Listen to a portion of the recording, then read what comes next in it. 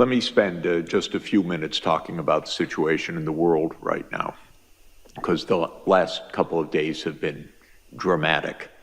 Now, there is no guarantee that we avoid catastrophe because the world's not well led, and the world is in a very unstable situation because of all the things that we've been discussing.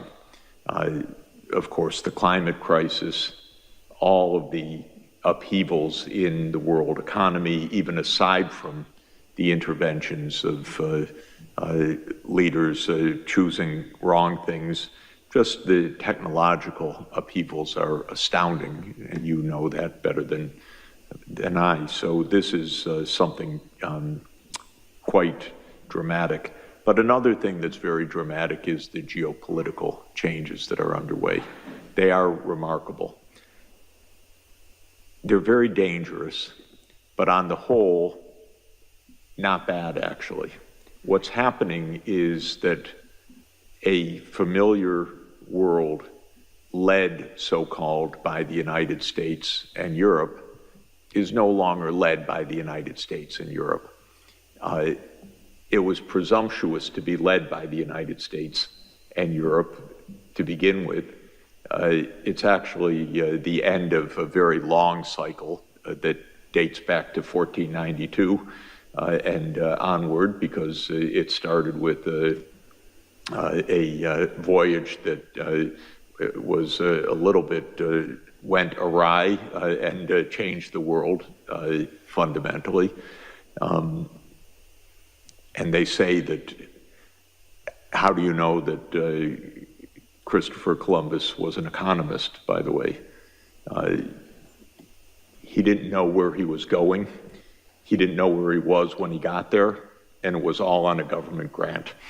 So this is par for the course. But the world became a European-led world with a lot of cruelty and a lot of inequality and a lot of domination, and with a lot of remarkable technological development that came along with it, but that was utilized as a form of power and oppression as well.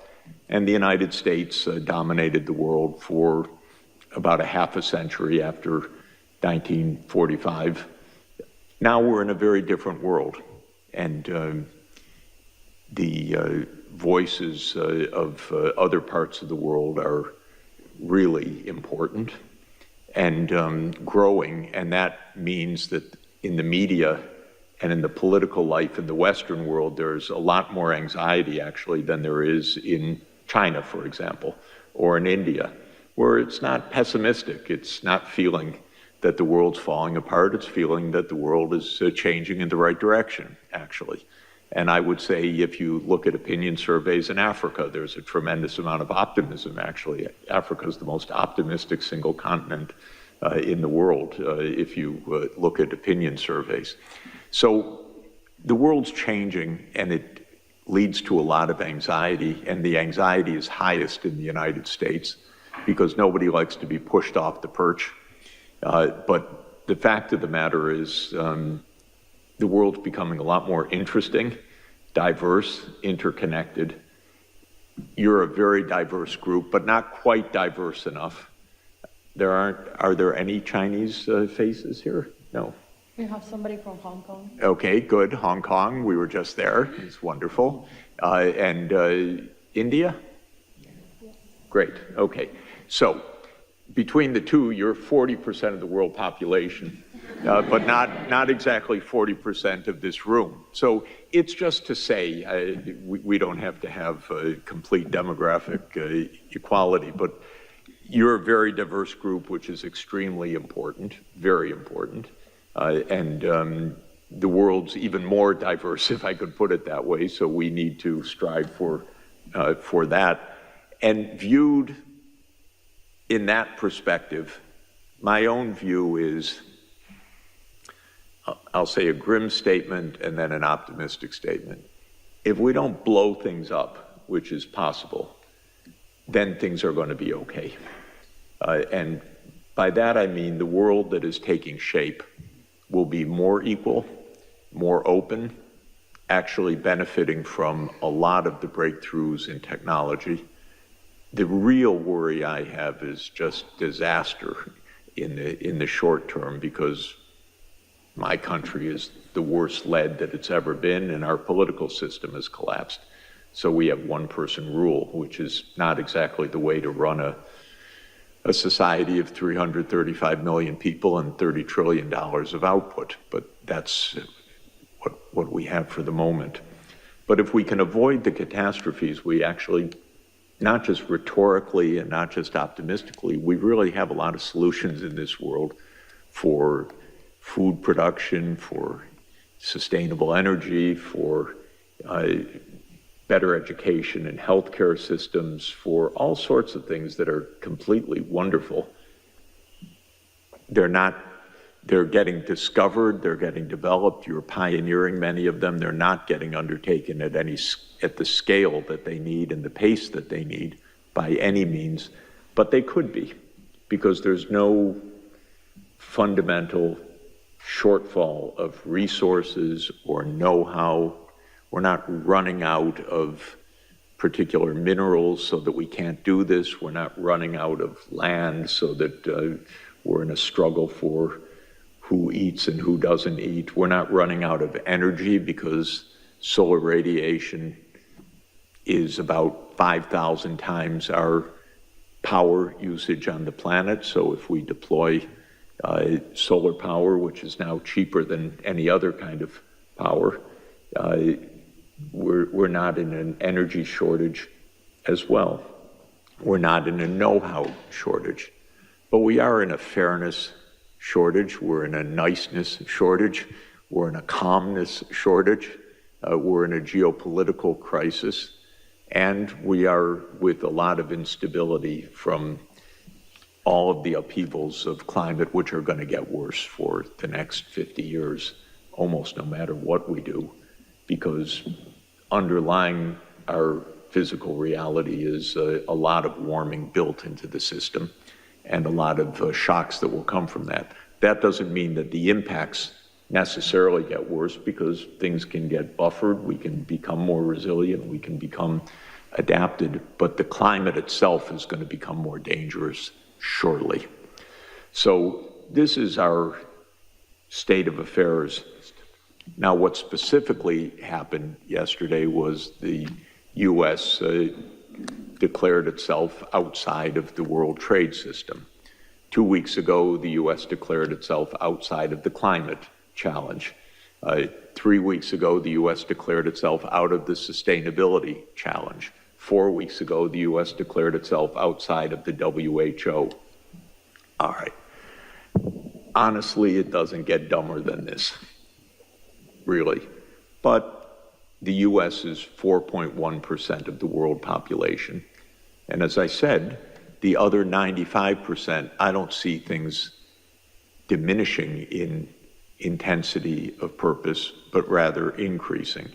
And there are a lot of very good things that are happening, even because of the United States' strangeness of behavior right now. For example, China and India, which have been at loggerheads for 60 years, for more than that, for almost 80 years, for a complicated reason that the British drew an arbitrary borderline in the Himalayas, and that has meant border dispute and conflict between China and India since India gained independence in 1947 and the People's Republic of China was formed in 1949, and they're still fighting over a line that a guy named McMahon drew arbitrarily in 1880, never having been up to the Himalayas where he drew the line.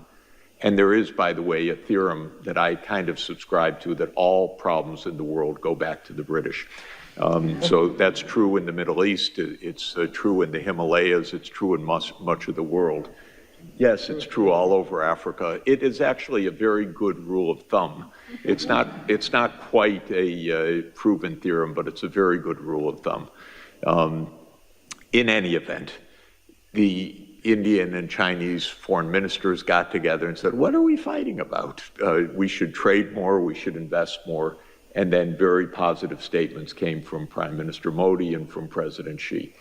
Then last week, 3 other countries that are at loggerheads for no reason in the world, honestly, China, Korea, and Japan. They are divided because the United States says you're on our side and they're the enemy to China and Japan, and to Korea and Japan vis-a-vis China. The 3 got together because they see the U.S. Not such a great, protector of their interests, and they said we need to improve relations with each other. This is very, very good. And if you think about Iran and Saudi Arabia, for example, which was defined by the U.S. to be the fundamental schism of Shia and Sunni, and so much of U.S. policy was playing the Sunnis against Shia Iran and so forth.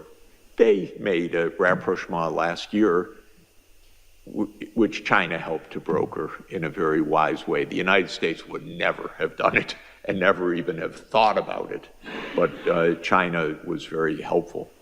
So truly, I'm not so pessimistic at all. I just see the world changing, and I can understand the pessimism in the newspapers that I happen to read in the U.S., because they're all geared around the idea of the U.S. as number one. And if you put that aside, I like a world in which China's playing a much larger role, and India's playing a much larger role, and the African Union's playing a much larger role, and Saudi Arabia's playing a much larger role. To me, this is a great world. It's a world of diversity, much better food, much better conversation, much better places to visit, much more fun in conferences and meetings and problem solving and all the rest. But if you just happen to be a U.S. strategist, it looks very grim and dangerous and so forth. So I don't buy into the danger part. I do buy into the danger part for the reasons I said, but I don't buy into the inevitability of crisis. So what I would really like you guys to do is to stay on the networking course and the practical course and the problem-solving course. And I want us to help you to do that. And just to be very clear, SDSN Youth is not to empower youth per se. It's to help solve global problems, of which you have a lot of solutions. So that's a little bit different. We have a little more access than you do to some places, being older and gray hair, but you know how to fix our phones and computers a lot better than we do, and what's going on with the latest apps and how to use them and so forth. And that's actually unique knowledge in our world right now. And so it's really important that you're at the table. It's true, you should be at the table for 2 reasons. One, to protect the interests of your generation against 78-year-old U.S. presidents that don't know how to think ahead. So that's true, but I don't think that's the main reason you should be at the table. The main reason you should be at the table is you can help move this agenda forward in a very significant way. So I had good experience when I was young. Luckily thrust into places where I could do something at an early stage of my career. And thank God it worked, because otherwise that would have been the end of it. But in any event, you can do a lot. But I also know we can help you too, because you learn a lot actually along the way as well. Every day I learn something that I say, I cannot believe I didn't know that for the last 50 years of trying to know what I know.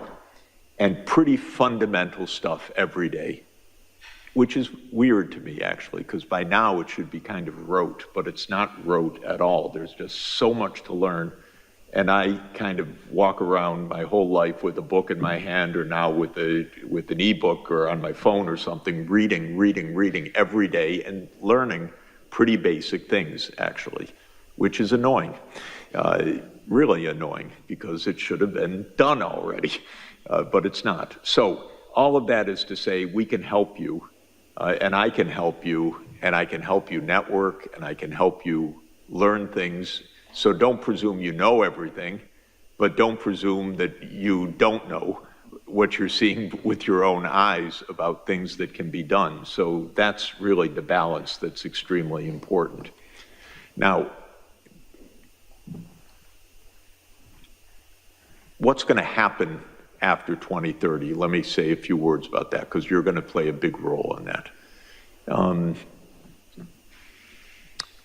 Obviously, we're not going to achieve what we set out to achieve in 2015, September 25th, 2015, when Pope Francis ushered in the Sustainable Development Goals at the UN. The agenda was pretty optimistic beforehand. At the time, it was very stretched goals.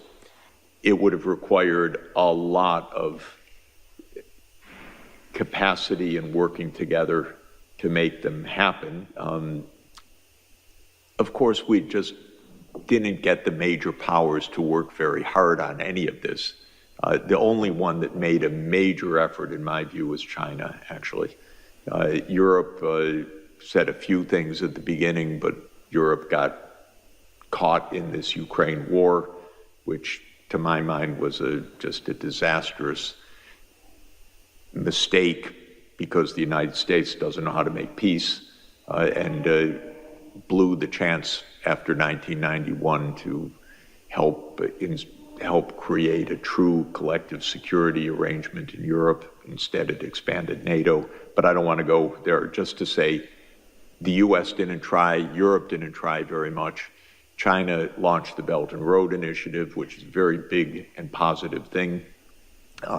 Africa launched the African Continental Free Trade Area, which is a very important thing, and a very positive development. But the world as a whole, for the major powers, didn't try very hard. So we're reaching, and I don't want to go into it, but my view is the US at the University of North Carolina concocted something called SARS-CoV-2 and made a pandemic. That's another long story. But we just lost a lot of time. So what are we going to do? My hope, personally, and this is something we can discuss longer, is that we continue under the framework of the Sustainable Development Goals. And the reason is it's taken 10 years to have governments understand a bit about how to make such a complicated, multidimensional programming process, because it's not simple to do this, to plan for 17 major objectives, long-term planning, strategy, and so forth. Now, the goals won't stay exactly the same, but I don't want to redo everything to have a new set of goals and a new framework, because honestly, to my mind, it may be constructive in bringing new voices in, to be sure, so I don't want to rule out deliberations which will take place, but I don't think we should throw out everything, because it just would be a major loss and time sink. And in our world today, the US will walk away from the table anyway, and it just may be very hard to get a framework, other framework. So I'm hoping we continue under this broad rubric, resetting, adding, no doubt, something about artificial intelligence as SDG 18, or repackaging some of the objectives and so on, but to keep this framework to mid-century. Because the next period, to my mind, is to 2050, is to mid-century. And that's, in fact, what we need to decarbonize the energy system. It's what we need to transform agriculture. It's what we need to create a workable digital society in which good things rather than bad things happen with these new technologies and so forth. So that's what I think what I am going to be aiming for in the next few years. This will probably be decided more or less around 2027 or 2028. So there will be a UN process.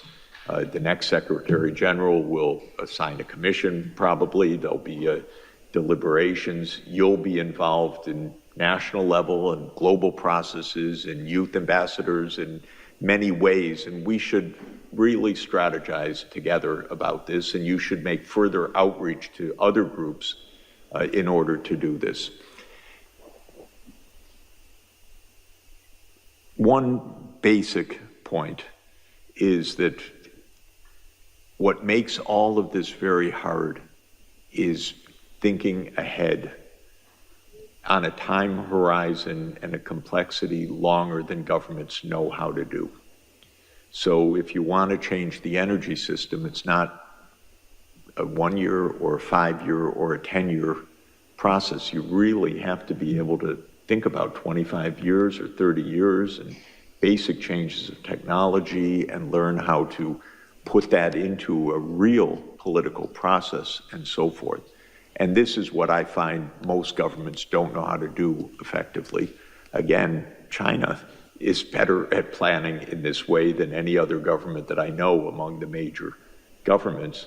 Europe's not bad at setting goals, but it then doesn't necessarily actually create the planning to deliver them very effectively. I'll say also I have huge hopes, expectations, and demands of the African Union in the coming years. There's a new AU commission that just came into office on March 15, and Africa needs to make a breakthrough in the next 30 years. It can't go on like this with many conflicts, with kids not in school, with the systems not working, with electricity not reaching still hundreds of millions of people. And that's what we were discussing in the Financing for Development workshop that we had earlier this week, how to make those breakthroughs.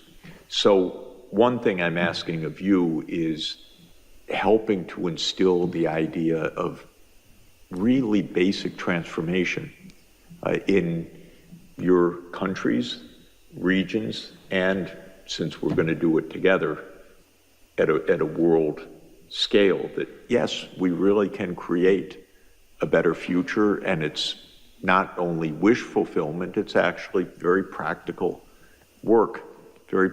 For me, by the way, I caught who had a slide that I think Sinead, about the importance of education as being absolutely fundamental. Was that you, Sinead? Yeah. In any event, okay. There are probably 300 million kids not even in school right now. And we have to absolutely say, no, are you kidding? Not another school year like this. This is crazy.